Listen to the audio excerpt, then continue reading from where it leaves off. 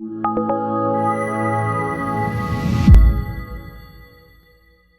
and welcome to Auction Update. We'll give you the numbers for the week ahead, but I've got to say to you, last week we've noticed that almost 50% of properties were withdrawn prior to auction, and that's a telling tale. Kevin Brogan will explore that with me in a lot more detail in just a moment.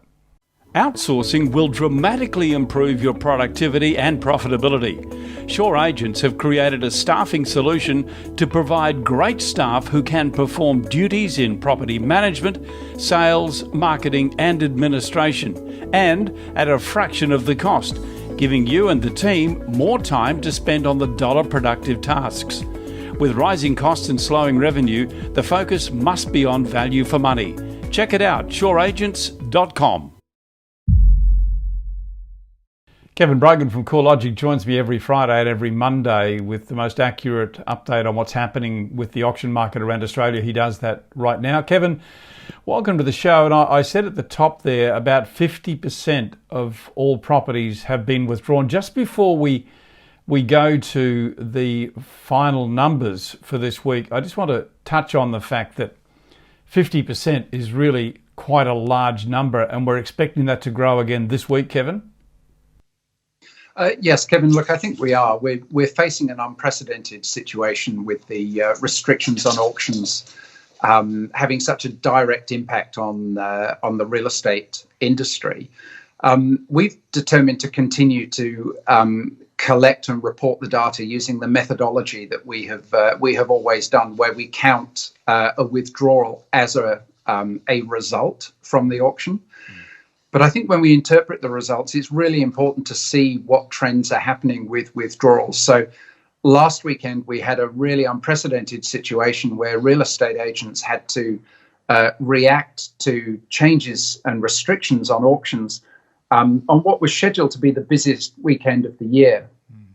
And that resulted in those withdrawals. Now, it'd be interesting to see how we move forwards as perhaps some of the technology and online platforms are adopted more widely. So look, I think we really need to interpret the results in the context of this business adaptation environment as the industry adapts to the new order. But also, obviously, there is a reflection in there also of softening market sentiment as well. Yeah, okay, well, it's probably good for us now to bring up the final auction results for last week, and they show a very sobering 37.3%. I've got to say here, Kevin, that I expected it to be lower, but I will mention that there are some organisations who are reporting much higher figures, particularly out of Melbourne, where we're showing 37.6%. I've heard figures, almost 3 times that amount. Yeah, look, as I said, I mean, I can't comment on other sources, but we've taken the view that we have an established methodology which counts a withdrawal as a result for the auction.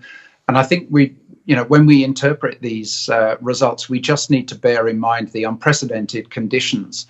And rather than change our methodology, I think we just need to be really thoughtful about the way that we interpret the data. And with the week moving forward, it'll be really interesting to see how real estate agents and buyers have maybe adapted to using technology. And we're also going to see some auctions for the coming weekend may have been withdrawn before we, if you like, do the census for auctions. Whereas last weekend, they were all scheduled, they were all going ahead. And then midweek, there was an announcement which resulted in a very sudden shift in direction. This weekend, perhaps the industry's just had a little bit more time to prepare. Staying with these final results, Sydney and Canberra both holding up reasonably well, 40% and 45%. That's not a bad result, Kevin? No, look, all things considered, I think that is, resilient. We did see the preliminary results being a bit higher than this, but also for the same reasons we've discussed. I mean, collecting results on what was scheduled to be the busiest weekend of the year at a time when there were far more pressing matters at hand than providing results to auctions, and that was maybe more negotiations after the time of the scheduled auction. So we saw a bit more of a drop from the preliminary rate. But as I say, I think they do demonstrate some resilience as the real estate industry comes to grips with the new order. Well, we mentioned Sydney there at 40.3%. Let's have a look at the Sydney sub-regions. I've got to say that Inner West in particular with 50.5%. Some of the others too, North Sydney and Hornsby, regulars for us to report in this show. They're pretty good results and a good number of cleared auctions as well, Kevin. Look, absolutely. And I think looking at these results, there may be a story here in the fact that these restrictions and also market confidence may impact on geographical and value bands differently. So it's unlikely to be a completely uniform effect across every region and every value band.